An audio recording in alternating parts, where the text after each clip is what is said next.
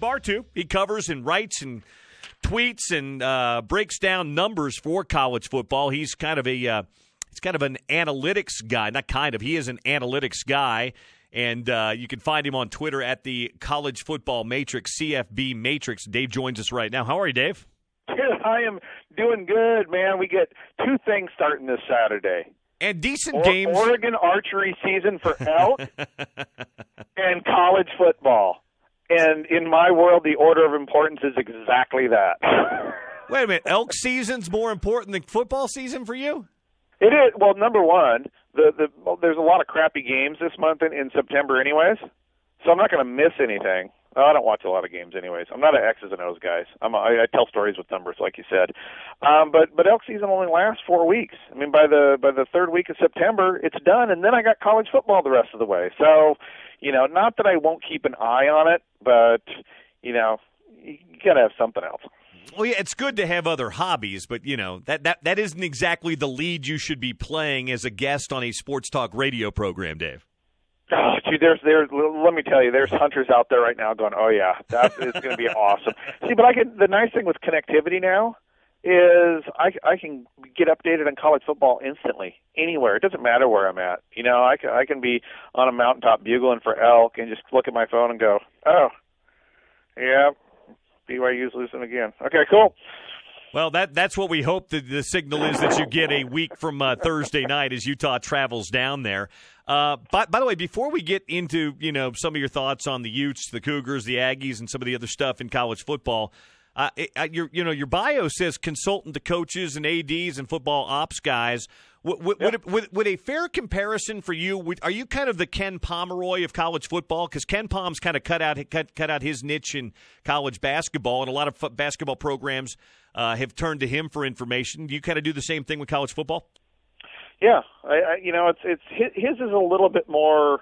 I would say like NBA and more in-game analytics. Yep. I think that's the most difficult thing with college football or even pro football is the in-game analytics started with baseball. Really easy. Pitcher, batter, everything's measurable. It's a one-on-one situation.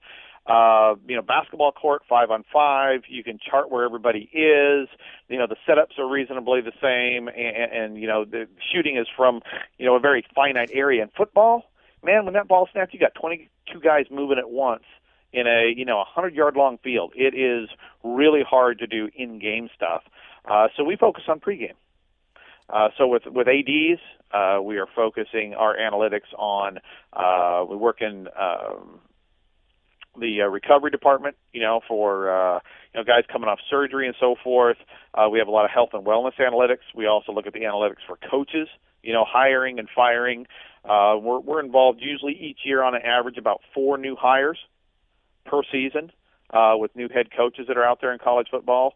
And then with head coaches, our number one piece of work right now is actually recruiting analytics. Huh. Where we work with, let's say I'm working with Carl Whittingham and their crew, and they can call and say, okay, Dave, you have all of our information for the last 20 years. We have one scholarship for a cornerback, and we're looking at 3 guys, and here they are. And I can look at their height, their weight, their speed, their grades, their parents' marital status, their census numbers, everything, and I can say, in order, here are the most likely guys to contribute to the Utah football program. So our goal is making a stronger 1 through 85 with analytics in the recruiting process. I'd be curious, and we're talking to Dave Bartu, College Football Matrix here on the Bill Riley Show. Kyle Whittingham made another offensive coordinator coaching change this year, but he brought back a guy that has been his most successful guy that he never really wanted to leave in the first place back in 2008. That was Andy Ludwig. When you ran the numbers on Andy and you look at what he's done since he left Utah where he was successful, places like Cal and Wisconsin and Vanderbilt, do you like that hire and his fit with Kyle Whittingham? I like the hire and his fit with Kyle Whittingham in terms of the pairing of their pace of play. Utah is, for lack of maybe better words, just a ground and pound program. It's a ball control program. It is a Nick Saban 8 years ago program, and I think Nick's going to be going back to that this year in a big way. But to me, it's almost taking the air out of the football, and controlling the game. So I like it. I think it's an upgrade The trifecta of head coach, offensive coordinator, defensive coordinator is a very strong combination for Utah right now. You couple that with being the best player developer program of the last 10 years in college football, and a few other things that are going on in terms of recruiting and the position in the Pac-12 right now. You got to be really happy with that upgraded offensive coordinator. You talk about player development, and we've known this for a long time. They did it back in the Mountain West Conference days too, because you had to go find those diamonds in the rough that maybe got overlooked by the Pac-12 or other conferences out west here. They've continued to do that. They've upgraded kind of their recruiting profile a little bit, but they're still really good at finding and developing. USC gets 5- and 4-star guys, but they've not done a great job of developing those guys. What is it that you've seen with Kyle Whittingham's program that makes he and his staff so good at it? Internally, something I would love to spend more time on campus with everybody to try to figure out what makes them tick, because now the recruiting has improved. All right, right now their recruiting number is this is the best 4-year moving average Utah's ever had. You've actually passed Arizona State. You're number 3 in the division. You're 34th in the country. And to think, before you joined the Pac-10 in 2005, you were 73rd. 2 years later, you were 58th. 3 years after that, you were 47th. Then you were 45th. Last year, you were 37th. Now you're 34th. This program is on a nice, steady, upward trend right now. But in terms of player development, it's been consistent. Even with that increase in recruiting, your recruiting to NFL draftee ratio is still one of the top, is right now the top in the country over the last 10 years. It's number 2 behind Wisconsin over the last 15 years. So there's something, it's almost culturally. Yeah. I think there's 2 things. I think number 1, it's a culture inside the athletic department that's doing it. And the other thing that it might be is that football players in the state of Utah are really underrated. Yeah, we've heard that from recruiting gurus, the guys with the recruiting services, that the level, and I've lived here about 18 years, the level of football talent has really risen. It used to be Utah and BYU had their pick of everybody in this state. Michigan, Stanford, SC, they're all coming in here now to grab guys out of the state. Well, and because of the look of the success you've had in developing guys that are right there in the backyard. So, with success, it's going to attract some attention. But still, even with people coming in more and more, Utah's been able to, like I said, keep increasing the recruiting numbers and keep that development high. So, if this program can move from the 30s into the 20s, in terms of recruiting, you start getting into the 20s and into top 2, let's say, in the division in recruiting. With the player development that you have, you got a top 5 head coach in college football. I think you start really talking about a serious playoff contender. Dave Bartu, our guest here on the Bill Riley Show today on ESPN 700. That said, as you look ahead to this season, which begins in 8 days for Utah, they've been picked by the media at least to win the Pac-12 conference. Certainly they're a huge favorite in the South with where things are, and the schedule sets up really well for them this year, Dave. Their non-conference schedule, relatively soft, really only BYU on there. And then they missed Stanford and Oregon this year. So what do you make big picture of this season setting up for Kyle Whittingham's team? Well, that's exactly it. Perfect example. I've been preaching this for a decade. Always start looking at the schedule first. And it is as geeky as it gets, but that is a sexy schedule. You got no Power Fives on your non-conference. You skip Oregon. You skip Stanford. And then between UCLA, USC, and Washington, do you get 2 of those at home? UCLA is at home. USC is there. Washington's there. But ASU and Wazoo are also in Salt Lake City. I'm not worried about those football games. I mean, this really comes down to Washington, UCLA, and USC, in my opinion. I know Washington State could be good. I know Cal could be decent. Arizona State has some talent, but they were one of the worst performers last year in college football in terms of their talent to their schedule. To me, it just comes down to those 3 football games. And a lot of this just may be mental. I mean, you talked about it. They're picked to win the division. People are talking about playoff contender and, all of these things. And it's like the biggest thing is don't let that get in your head. It's 18 to 22-year-olds.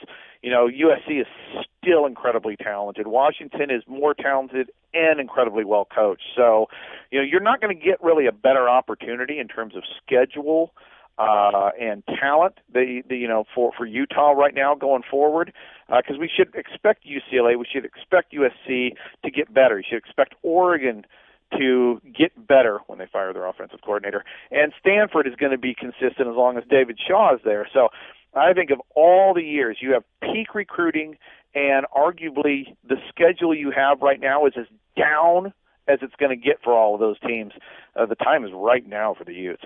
We're talking to Dave Bartu for a couple of more minutes here. It's so funny you said that about Oregon, because I have been one of these guys that I have just not understood the preseason love for the Oregon Ducks. I know they've recruited well, but this team isn't that different than the team a year ago that underachieved, a team that couldn't come into Salt Lake City and beat Utah without their top quarterback and running back in a game they needed. I love Justin Herbert, but I worked with Scott Mitchell, the former NFL quarterback, and Scotty came out of that game going, I don't think Oregon uses Justin Herbert very well. I think there's something amiss, and then we find out, Dylan Mitchell's in the NFL, and 3 of their top 4 wide receivers are out for the first 2 months. It might be a tough start for Oregon this year, Dave. Well, dude, Mario Cristobal's under 500 for his career. They hired a sub-500 coach.